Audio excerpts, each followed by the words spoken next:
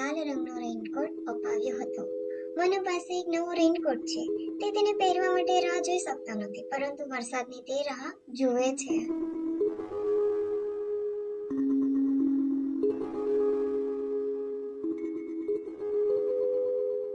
મનુએ પૂછ્યું, માં, હવે હું તે પહેરી શકું? માએ કહ્યું, ના બેટા, વરસાદ નજીક છે, પણ હમણાં જ આકાશ ચોખ્ખું છે. સોમવારનો દિવસ તેજસ્વી અને તડકો હતો. મનુએ પૂછ્યું, મમ્મી, આજે વરસાદ પડશે? માએ કહ્યું, ના મનુ, આજે નહીં. જો તું તારો રેઇનકોટ પહેરીશ તો તું બહુ રમૂજી લાગીશ. માએ કહ્યું, મંગળવારે આકાશ વાદળી રંગનું હતું. મનુએ પૂછ્યું, માં, મારી ઈચ્છા ક્યારે પૂરી થશે? માએ કહ્યું, આજે નહીં બેટા, આકાશમાં માત્ર એક જ સફેદ વાદળ છે. બુધવારનો દિવસ ગરમ હતો. મનુએ પૂછ્યું, માં, વરસાદ કેમ નથી પડતો?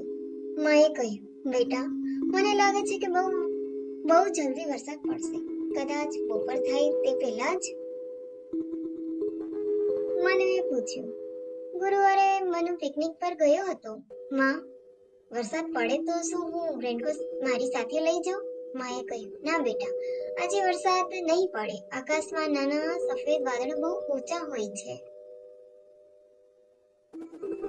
શુક્રવારે વાદળછાયું વાતાવરણ રહ્યું હતું. મનુએ મોઢેથી પૂછ્યું, માં, આજે વરસાદ પડશે? માએ કહ્યું, એ કદાચ બેટા, આકાશમાં કાળા વાદળો છવાયેલા છે.